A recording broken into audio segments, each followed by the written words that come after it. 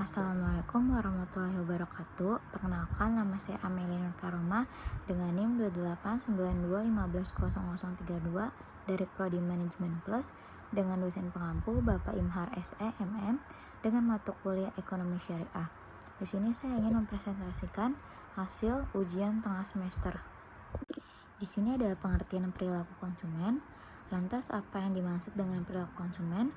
Pengertian perilaku konsumen ialah suatu proses atau kegiatan saat seseorang melakukan pencarian, pemilihan, pembelian, penggunaan, serta mengevaluasi suatu produk, barang, atau jasa untuk memenuhi kebutuhan atau keinginannya.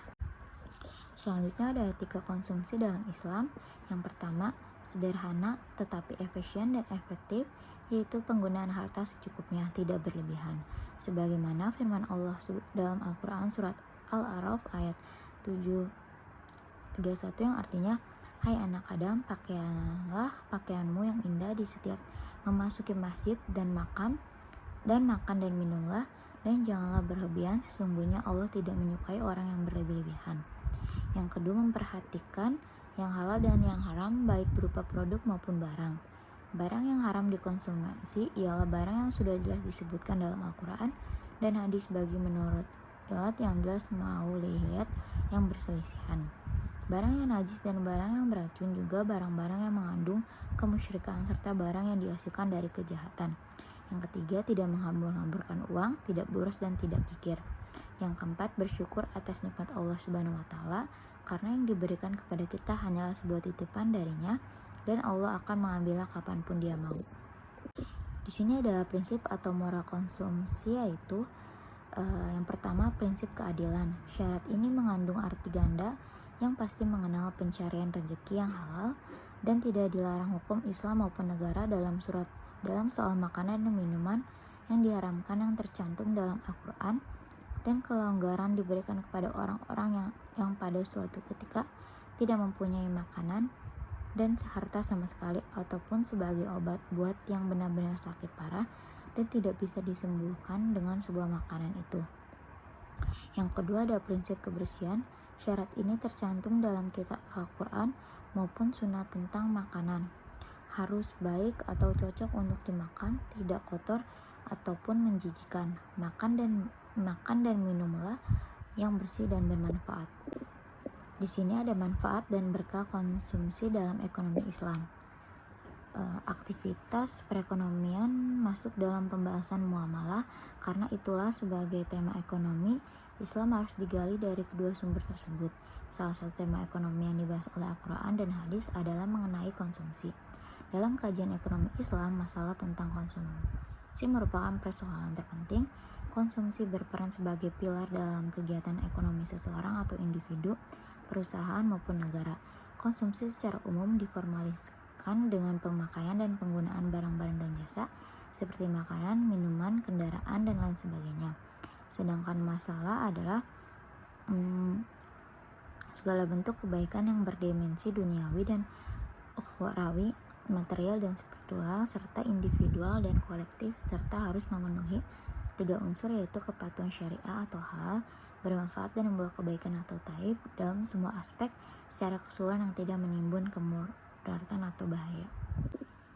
Jadi masalah dalam konsumsi itu sendiri adalah mengonsumsi bahwa konsumen cenderung untuk memilih barang dan jasa yang diberikan maslahah atau kebaikan maksimum. Maslahah terdiri dari unsur manfaat dan berkah dari kegiatan konsumsi. Konsumen harus merasakan adanya manfaat suatu kegiatan konsumsi ketika ia mendapatkan pemenuhan kebutuhan material. Di sisi lain, berkah akan diperolehnya ketika ia mengonsumsi barang-barang dan jasa yang dihalalkan oleh syariat Islam. Selanjutnya ada hubungan antara maslahah atau manfaat dan berkah dan nilai-nilai ekonomi Islam. Perekonomian Islam akan terwujud jika prinsip dan nilai-nilai Islam diterapkan secara bersama-sama. Pengabaian terhadap salah satunya akan membuat perekonomian pincang. Penerapan prinsip-prinsip ekonomi yang tanpa diikuti oleh pelaksanaannya, nilai Islam hanya akan memberikan manfaat atau maslahah duniawi, sedangkan pelaksanaan sekaligus prinsip dan nilai akan melahirkan manfaat dan berkah, maslahah dunia dan akhirat. Di sini ada nilai-nilai dasar ekonomi Islam. Yang pertama ada kepemilikan adalah terletak pada kemanfaatannya dan bukan menguasai secara mutlak sumber-sumber ekonomi. Yang kedua, keseimbangan yang secara operasional terlihat dalam perilaku ekonomi seseorang, yaitu kesederhanaan, hemat, dan menjauhi pemborosan. Keseimbangan ini juga menyangkut keseimbangan dalam dimensi kehidupan dunia dan akhirat. Yang ketiga ada keadilan. Selanjutnya ada etika konsumsi yang diajarkan dalam ekonomi Islam. Yang pertama ada tauhid. Dalam perspektif Islam, kegiatan konsumsi dilakukan dalam rangka beribadah kepada Allah Subhanahu wa taala sehingga senantiasa berada dalam hukum Allah atau syariat Islam. Yang kedua yaitu adil. Pemanfaatan atas karunia Allah harus dilakukan secara adil sesuai dengan syariat sehingga di samping mendapat keuntungan material, ia juga sekaligus merasakan kepuasan spiritual. Yang ketiga, kehendakan bebas. Manusia diberi kekuasaan atau berkehendakan bebas untuk mengambil keuntungan dan manfaat sebanyak-banyaknya sesuai dengan kemampuannya atas barang-barang ciptaan Allah. Yang keempat ada amanah, yaitu manusia merupakan khalifah yang diberi kekuasaan untuk melaksanakan tugas kekhalifahan di muka bumi ini sehingga manusia dapat berkehendak bebas tetapi akan mempertanggungjawabkan atas kebebasan tersebut baik terhadap keseimbangan alam, diri sendiri, dan lain-lain. Yang kelima ada halal, yaitu barang-barang yang dapat dikonsumsi hanyalah barang-barang yang menunjukkan nilai-nilai kebaikan, kesucian, serta kemaslahatan bagi secara material maupun spiritual. Yang keenam yaitu sederhana. Islam sangat melarang perbuatan yang melampaui batas termasuk pemborosan dan berlebih-lebihan. Sekian presentasi dari saya, kurang lebihnya mohon maaf. Wabillahi taufiq wal hidayah. Wassalamualaikum warahmatullahi wabarakatuh.